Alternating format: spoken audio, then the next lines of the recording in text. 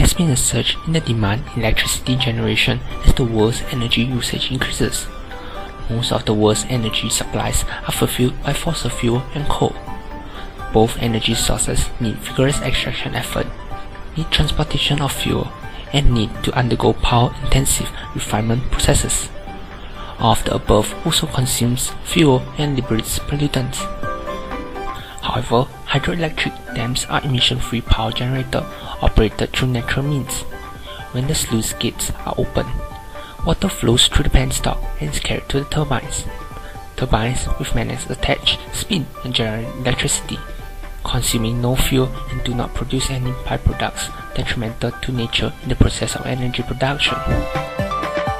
However, there has been considerable controversy over dams' environmental aspects such as carbon emission, safety, and flood controllability, hindering the decision to utilize such technology for power generation. The first aspect arises from elimination of methane from indirect emissions from a dam's construction and operation. Studies revealed that methane is an even more potent greenhouse gas than carbon dioxide, with 10 times the global warming impact of carbon dioxide per mole. Environmentalists point out that with the construction of the world's largest dam, Three Gorges Dam, 350 km² areas of land were flooded. Submerged vegetation decayed in anaerobic condition released methane. The death of this plantation also eases their ability to remove carbon dioxide from photosynthesis. The average methane release from flooded areas of Three Gorges Dam is around 8 kg per hour per megawatt, which is equivalent to 80 kg per hour per megawatt of CO2. However, methane is also generated in an event of natural flooding, even without the presence of dams. Moreover, looking at the average amount of CO2 released from the other common energy sources such as coal, fossil fuel, and natural gas, all of the energy sources have more prominent global warming impact than what methane from the dam's reservoir could have done. Also, if we compare the CO2 emission from expanded oil of energy sources life cycle, we can see that hydropower dams produce the least. Therefore, it shows that hydropower dams generate electricity without significant greenhouse gas emissions. For the safety aspect, critics against damming a region point out the dam's peculiarity of accumulating pollution and question dams' physical well-being.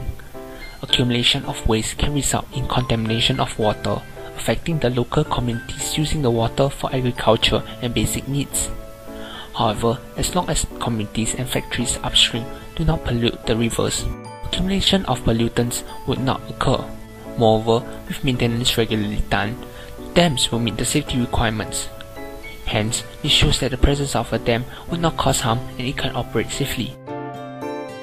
For the third aspect on flood control, although dams have the ability to collect, store, and manage large amounts of water, opponents argued that damming creates a reservoir which floods out the surrounding natural habitat, and 400,000 km² of land have been covered by the creation of dams.